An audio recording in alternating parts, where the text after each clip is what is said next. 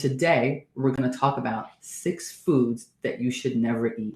And I know it sounds scary, and that's okay. I want you to be scared because there are things that we are all totally used to eating that we should not be eating because it's killing us. Let's jump right in. The very first one is something called trans fat. And let me tell you what trans fat is. There's 2 kinds of trans fat. One that's naturally produced in animals. We're not talking about that kind. We're talking about the kind that's artificially produced by companies because it's easier and cheaper. So what these companies decided was that they found that if they take a hydrogen molecule or atom and they put it to vegetable oil, it makes it more solid.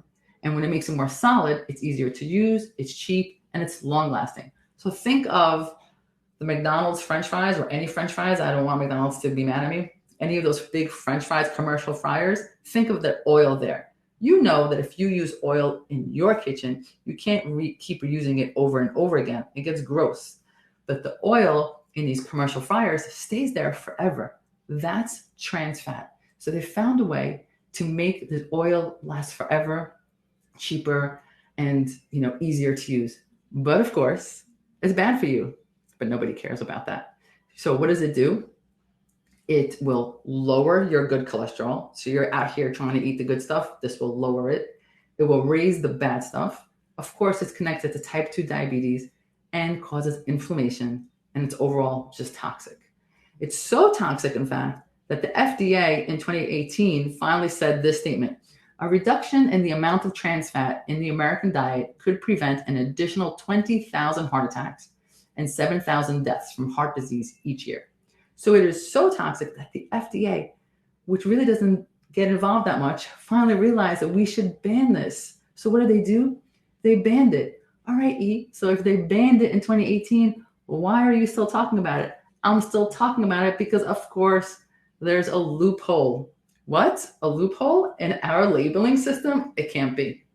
Well, there is. And let me tell you this loophole because it will drive you bananas. So the loophole is that you can write that you have 0 trans fat on a product as long as it has less than 0.5 trans fat per serving. Okay, big deal. 0, 0.5, who cares? Well, let me give it to you this way. It adds up. Remember that little bit of poison I told you about? So you take a box of crackers. You take 10 crackers, that's a serving size. That has 0.5 grams of trans fat in it. Okay, 10 crackers, no big deal. Well, if you eat a whole box of crackers in a month, which is not unreasonable, an entire month to eat a box of crackers, and then you eat 1 box a month, in 1 year, you got 60 grams of trans fat in your system. And that's just crackers. So you can imagine what's happening everywhere else. So 0 is not 0.5. And I feel like that should be on a t-shirt. 0 is not 0.5. It will make sense to no one except for you guys, and that's okay. So how do we find out what products actually have trans fat in them if it says 0 trans fat? Right here in this red, I want you to look at an ingredient list. If it says partially or hydrogenated soybean oil or coconut oil or cottonseed oil, so partially hydrogenated, that means they put the H, the hydrogen, in there, or shortening, or anything that says mono and diglycerides, guess what? That's trans fat, so run away. And that is the first loophole of many that we're going to talk about. And what foods have them? You might, of course, you might say, well, I don't eat deep fried foods. I don't eat donuts. I don't eat French fries. Well, guess what? It's in everything. It's in crackers. It's in Flintstone vitamins. It's in nutritional bars. It's in popcorn. It's even in some peanut butters. You name it, it's in there. So read the label. Awesome. Let's move on to scary food number 2. You might be familiar with it. High fructose corn syrup, or HFCS. High fructose corn syrup. Did you know that Americans eat about 1/3 of a pound of sugar a day, which is 120 pounds of sugar in a year, which is a lot. And 35 pounds of that is from high fructose corn syrup. So we should really talk about what high fructose corn syrup is because we are eating a lot of it. High fructose corn syrup is made from cornstarch, and they process it and they create this syrup that's filled with fructose. So you might say, fructose Sounds natural, E. Fructose, it's in fruit. How bad could it be? Here's how it is. They purposely trick you, and you know I'm here to uncover all of that. So, if you have a banana or an apple, of course it has fructose in it, and it's okay. Because the conversation is you can't have too much fructose. There is no way that you're going to eat too many fruits that is going to raise your level of fructose. But what they do is they take that fructose and they jam it into the syrup, the high fructose corn syrup, and now you have this ridiculous amount of fructose in the syrup. Read Poison Bottle. Way more than you would ever consume just eating fruit. It's not going to happen just by eating fruit. So who cares? Why is it so bad? Fructose, a lot of fructose, a little bit of fructose. Who cares? Obviously, it's terrible for your health because if it's fast, cheap, and easy, it's going to be terrible for your health. And by the way, the reason they made it is because it's cheaper than sugar and it's easier to blend and stir into things than sugar, right? Sometimes when you're making something, if the sugar is not melted, it's a little hard to put in there. So high fructose sugar just makes it easy to blend into everything and it's cheaper than sugar. So they just dump it everywhere and they don't care that it's bad for you. And it is bad for you.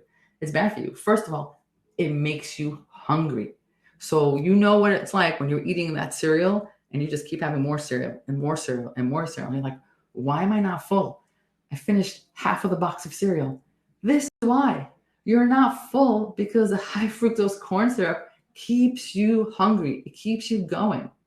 It makes you want to eat more. So guess what? That's connected to obesity, of course, and insulin resistance, and something called leptin resistance, which gets you heavier, increases your triglycerides, raises the bad cholesterol, creates fatty liver. If you didn't watch my talk about fatty liver, I need you to watch it on Facebook or on YouTube. I need you to go in there and watch it because you could be scared further.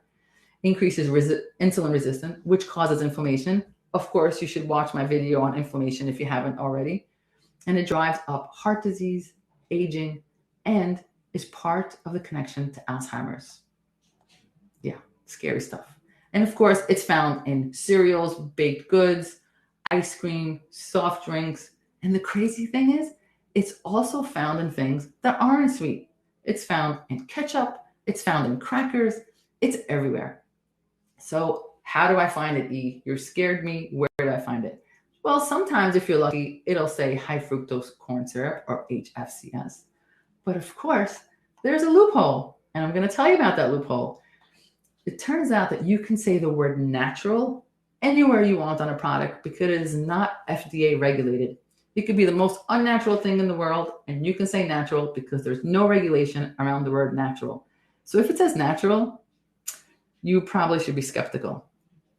And one of the ways they get around writing high fructose corn syrup is that they can write natural fructose or natural fructose syrup. So if you see that, run. Okay.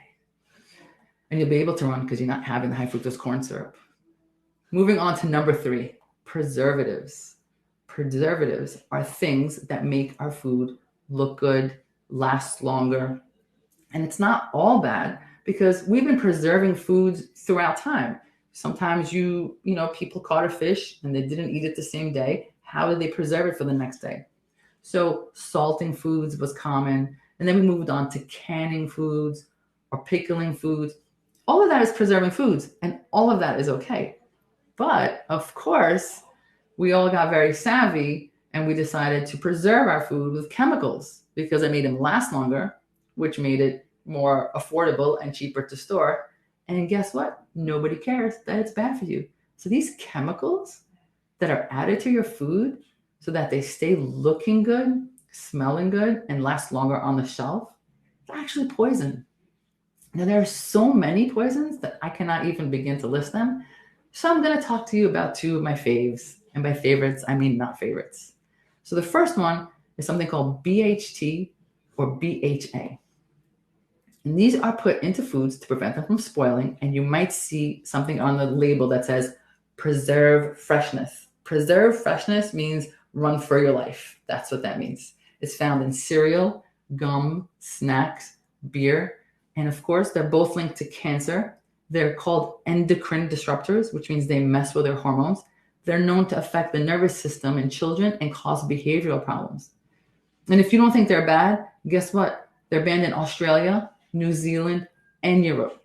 But of course, here, still going strong. Why not? Let's just have it. Another one I want to bring to your mind is sulfites. Sulfites are added to foods. It is the top 10 most common food allergen. It is so disruptive that it's in the top 10 list. Yeah, we put it on food everywhere. Sulfite sensitive people can have hives, rash, red, itchy skin, anxiety, rapid heartbeat. It worsens asthma. So it's so much fun. Here's another fun fact. In 1986, the FDA realized how bad it was. So they banned it, but only banned it from putting on fruits and vegetables. So before 1986, they actually put sulfites on fruits and vegetables to make them look good and last longer on the shelf. And people were having so many reactions to it. So they banned the use only on fruits and vegetables, but you can put it anywhere you want in regular food, in processed foods, because the FDA said they are generally recognized as safe. It's a whole category called GRAS, generally recognized as safe. So the FDA said they're safe. Yeah, they still insist that the companies put it on their label, and they banned using it on fruits and vegetables. So it's super safe, but please warn people to use it and don't use it on fruits and vegetables. Suspicious? I don't know. Is it suspicious? Just a little bit.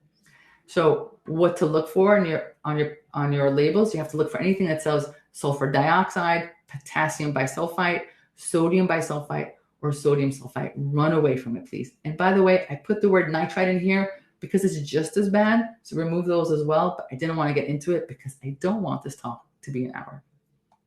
And of course, I have to tell you about the amazing preservative label loophole because it's really annoying and it's really crazy and it makes me bananas every time I see this loophole. So no preservative added. That sounds good, E. No preservative added. It just means no synthetic preservatives are added, but the product could be full of artificial colors. So no preservative added, run.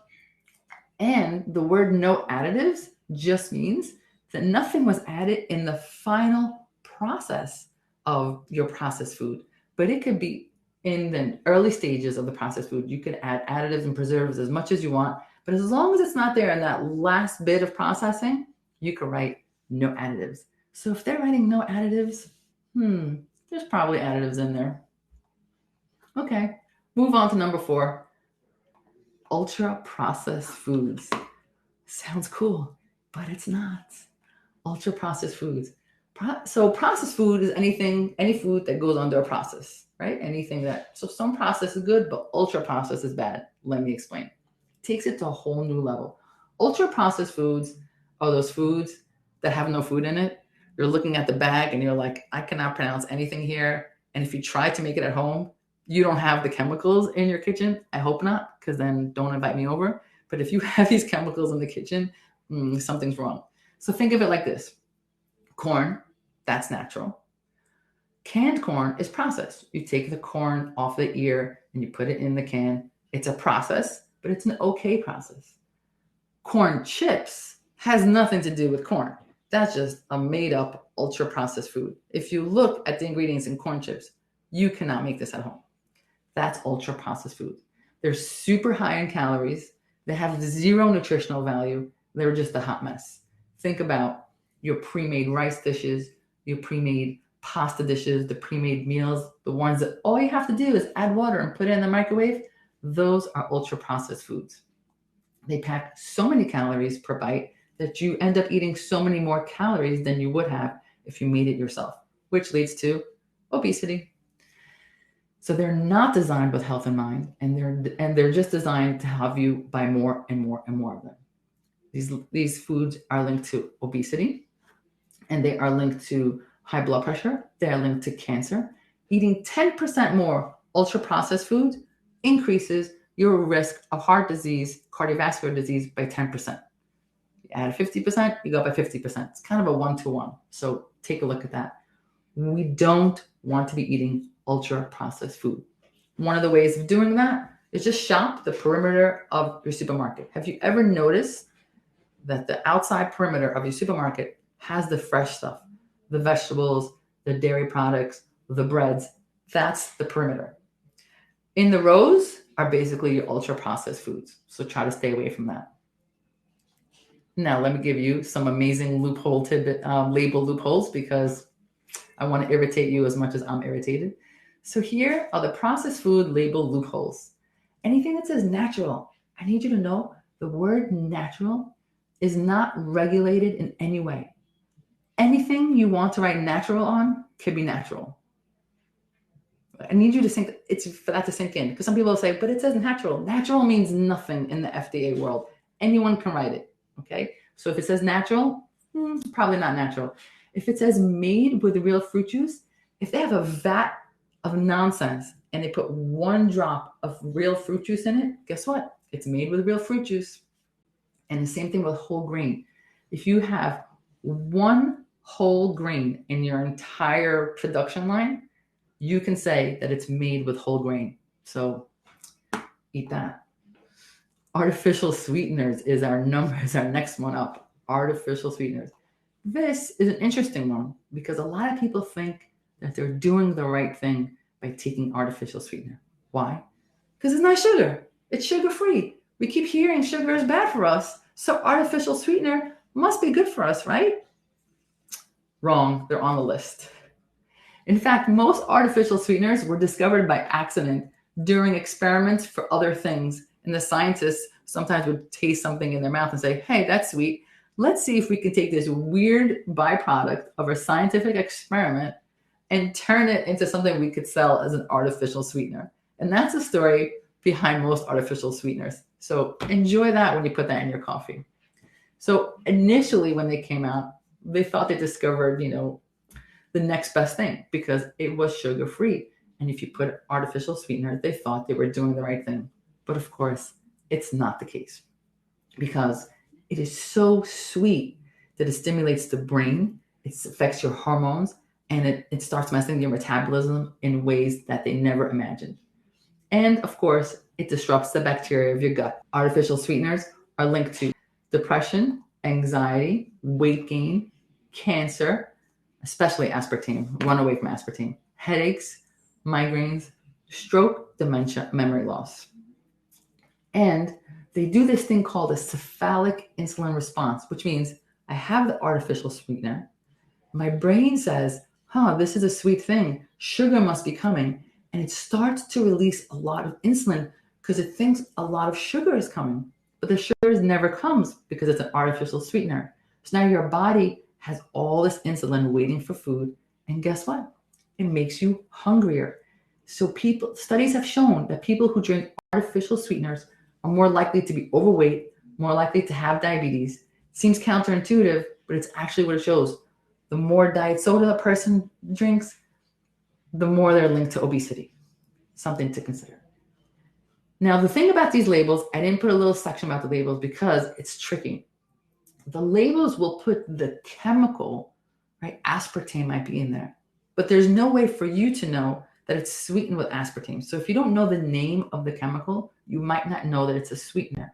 So there's a push now to have products have to say the words sweetened with aspartame or sweetened with whatever chemical of their choice. But right now we don't have that. So we have to get really savvy around all the names of the artificial sweeteners. If you really need a sugar substitute, you're really trying to do your best, consider stevia is the least of the worst, or monk fruit, or date sugar, or dried fruit. So far, so good. And we're heading over to our last one. Number 6 of dangerous foods that you should never eat is pesticides. And pesticides are hard to get around. Every year, the Environmental Working Group, I put it here, the EWG.org, releases a list called the Dirty Dozen. And it's the Dirty Dozen, the top fruits and vegetables that have the most pesticide in it. This year, strawberry and spinach come in ranking 1 and 2, which is really annoying because you're out here trying to make your smoothie and you ended up making a smoothie full of pesticides. You're trying to do the right thing and they still get you anyway. So it's super annoying. And the pesticides can just irritate your skin, your eyes, or they can affect the nervous system. They're, again, hormone disruptors, endocrine disruptors. They mess with hormones. They're carcinogens, some of them. So they're a hot mess. And I'll tell you what we need to do. So you're out here trying to eat the rainbow and you end up getting a rainbow full of pesticides. So should that be a t-shirt? Rainbow full of pesticides? I don't know. I don't know why I'm making merch while we're talking, but things to consider. Let me know what you think. Now, there are some washes that you can use to get rid of pesticides, but it's a problem. The fruits and vegetables have pores in them. So the pesticides get into the pores. So even washing them doesn't do well. And then the product that you're washing with is also a chemical, which again goes into the fruit and vegetables. So it's really hard to get the pesticides out once they're in. We're going to talk about the pesticide label loophole. And the pesticide label loophole, of course, is that you can say pesticide free. It's a term that the FDA does not regulate. So go ahead and write pesticide free on anything you want. Write it on your shoes, write it on your gel, write it anywhere you want, because the FDA does not regulate that term. So there's no certification process. There's no process that exists for you to be able to write pesticide free on your product.